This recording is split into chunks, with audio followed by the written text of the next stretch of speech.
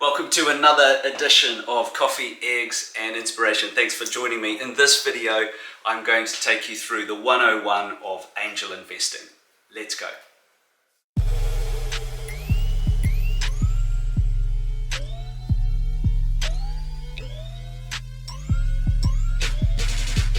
So you're keen to make some investments in startup companies. Typically, if that's from an individual point of view, that's called angel investing.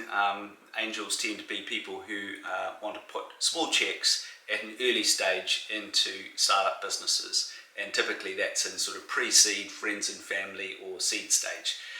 Check sizes tend to be in the range of as little as maybe $5,000 all the way up to maybe $25,000 to $50,000. Larger check sizes tend to come later in the round. So that's what I mean by angel investing, getting the definitions straight. So here are my top 5 tips if you're setting out on that journey to be an angel investor. Tip number 1, do a course. Start with learning a little bit about some of the acronyms, concepts, technical things that you'll come across, like different types of raise or offer, which I'll talk about in a later tip. I did one by Class Rebel. I'll link it below. I think it's actually called Angel Investing 101. It's excellent. The person who runs it is an ex-executive from Lululemon who made a bit of money there, and she's now an angel investor herself. She's got a legal background, so she brings a really interesting perspective to describing the process of being a startup investor from both a legal perspective but also importantly from a commercial perspective. So start by doing a course and building those sort of foundational skills that will help you familiarize with some of the terminologies that you'll come across. Tip number 2, have an investment thesis. What do I mean by investment thesis? Well, put simply, an investment thesis is a point of view.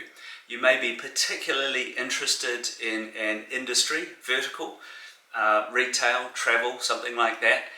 You may have a point of view on the direction that technology is heading. You know, you may have a fascination, for example, in blockchain type businesses that allow, let's say, fractional investment in assets that are otherwise quite illiquid. But you need a point of view on not what's happening at the moment, more where it's all going. Obviously there needs to be an appetite or a currency, an immediacy in the idea, but having a sort of long-term horizon view on where that market's developing and the sorts of business models that will do well and the types of businesses and the types of problems that can be solved within that sort of investment domain is a good thing to do. It's really hard to become an expert in everything. Well, really hard. It's impossible, isn't it?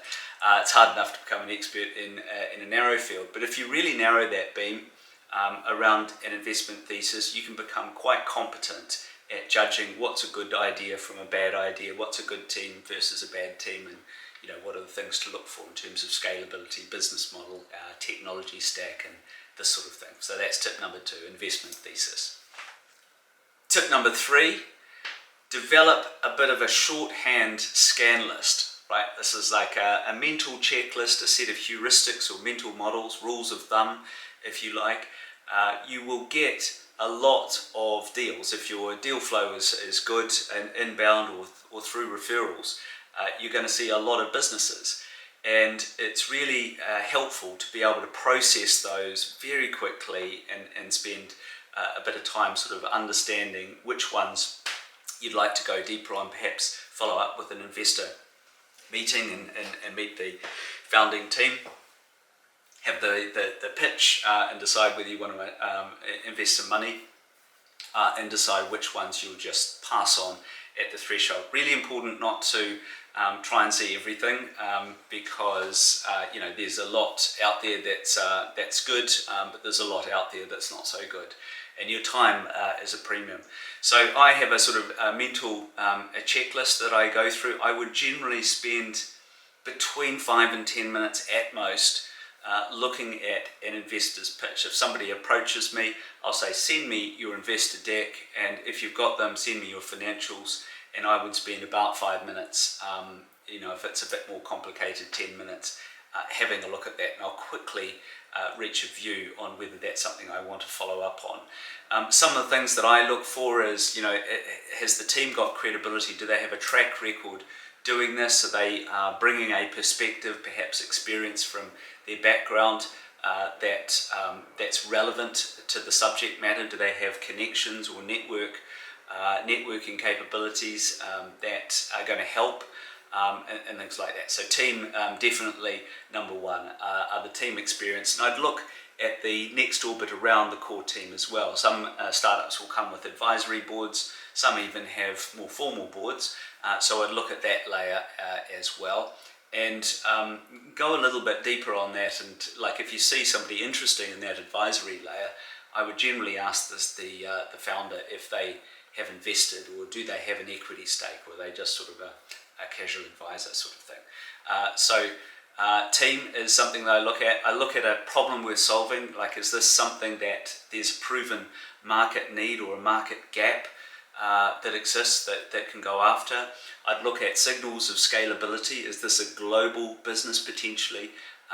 Is it a sort of in the range of 50 to 100 billion of addressable market?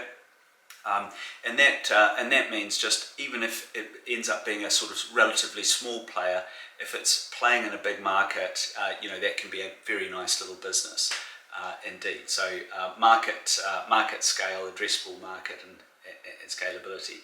Fourth, I'd look at the business model. Does it seem feasible that the way they make money is going to take off and take hold? Can it be scaled? Is it a subscription model? Is it a sort of fee per engagement model? Is it a product that gets sold? If it gets sold, there'll be a distribution element to that. So what is the business model, and how is the product or service presented to the customer? And then the final thing I look at super quickly are the numbers.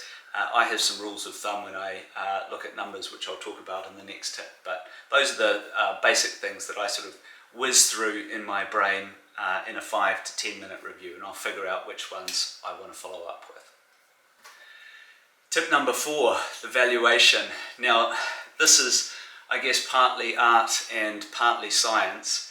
It's pretty difficult to value a business, at least accurately at this stage, because most businesses you'll be looking at will be startups. They'll be pre-revenue, they may even be pre-launch, they may not even have a product or a service in production out there. So everything is hypothetical and is really just an estimate or a best judgment. Nevertheless, although looking at those financials they're wrong, they're directionally really helpful, right? Does the curve go to 2 million in revenue after 5 years, or 20 million, or 200 million, right? So orders of magnitude in terms of scale. Is there a path to profitability? When is that? Is it after a year? Is it after 2 years? Do you believe it or not? And then in terms of the valuation heuristics, I look for about a 20 to 25x return on the valuation at the time I invest. Typically I'd look at the post-money valuation. So let's say a startup is looking for $1 million in funding at a pre-money valuation of 5 million. The post-money valuation is 5 million plus 1 million, or whatever the number they eventually raises. So I would look at an out year, sort of 3 to 5 year horizon valuation on that, which is 20 to 25 times that number. Why? Well, as an angel investor, it's a portfolio game. You know that many of the businesses, if not most of them, will fail, or they'll at least not return a massive sum. Some you'll lose everything, and some you'll get half your money back. Some you might just recoup what you put in. So you need a few on the sort of outer edge that really perform very well. And if you're not participating in each round of funding, you're going to be diluted. So the shareholding that you pick up in that early seed or pre-seed round is going to become smaller in percentage terms unless you follow on and proportionately add to your investment over time. So I sort of factor that in. I assume that I'm not following on, and at the end of that I need a sort of post-dilution valuation or return multiple of about 15. And to do that, if I'm not following through, I need 20 to 25x at the point that I value. That allows for a sort of dilution effect. Rule of thumb, nothing more than that. In terms of the outer year valuation, I will ask for the financials. I'll look at those financials. I'll look at the final year. Typically, I wouldn't look past year 5. Sometimes I've seen financials that go out to 7, 10 years in the future. Who knows what's going to happen? Those are wildly speculative. But certainly within a 3 to 5 year time frame, it's reasonable to expect a realistic set of at least judgments and estimates there. I'll look at the EBITDA, the earnings before interest, tax and amortization, or net profit figure if it's a simpler set of accounts, and I'll use a simple price to earnings multiple. The one that I use is 10x. So I'll take whatever the EBITDA is in that out year, 3 years, 5 years, 4 years, something, and I'll multiply that by 4, and I'll check it against my inward investing multiple, 20 to 25. And if that figure in the out year divided by the post money valuation at the point of investment is 20x plus, that passes my threshold, I'll have a look at it. Obviously you've got to form a view on whether the numbers are reasonable or are they sort of pie in the sky sort of thing. But if it's a realistic trajectory that gives that sort of multiple, that tells me it's a good investment, at least potentially, and I should take a closer look. Tip number 5. So you've had the scan, you've decided it's a startup worth looking at, you've listened to the founder's pitch to you, you've asked your follow-up questions, and it's time to make an investment. It's a scary move to make, of course, particularly to begin with. After a while you sort of get used to it. Now there are various ways of making an investment. If you're investing in an early stage business, you particularly see a pretty broad spectrum. The most, I would say, traditional or sort of typically corporate structure is an investment in return for equity. That's a priced round or an equity raise. Now that's quite an expensive thing to do. The legals behind that, setting up the corporate structure, the capital table and all of the shareholders, managing all of that can be pretty expensive. So often in an early stage investment, whether it's pre-seed or seed, you'll see founders going for a much sort of simpler version, either a SAFE, a short agreement for equity is what it stands for, a SAFE, or a convertible note. A SAFE is essentially an agreement to convert your investment to equity at a given rate at a future priced round, so when equity is actually issued. And a convertible note is rather a confusing instrument actually. It's in form it's a type of debt, so you're actually lending the company money. There is typically an interest rate attached to it, but in substance it's really not. You'll never get your money repaid. The entire purpose of a convertible note within a startup environment is to simplify the process of raising in order to convert, once again, your investment to equity at a given rate. The structure of that conversion is a little bit different.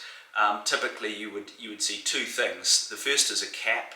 So a cap is the highest that future value can be, sort of like a guaranteed ceiling, if you like, on the price that you can get. And that gives the founder and the startup a little bit more flexibility about where that sort of valuation might land on a future a future issue. And for an early stage investor, it gives a bit of certainty on the maximum value it can be. And then the second part of that is typically a discount. You see a discount against a future raise of typically around 20%. Usually they don't, the cap and the discount don't both apply at the same time. But different convertible notes have slightly different structures. So ask for the discount ask for the cap, and that gives you at least a rule of thumb over an anticipated sort of valuation. And you can make your judgments based on the financial projections on whether that cap, if it comes to fruition, represents a good value for money and potentially a good multiple on the ultimate investment. So those are my 5 top tips for getting into angel investing. I hope you enjoyed that and got some value from it. Most of all, good luck with your angel investing journey. Above all, enjoy it. You know, it's supposed to be fun. You'll meet a load of really interesting fellow investors and hopefully a bunch of really interesting and smart founders. Good luck and enjoy the journey.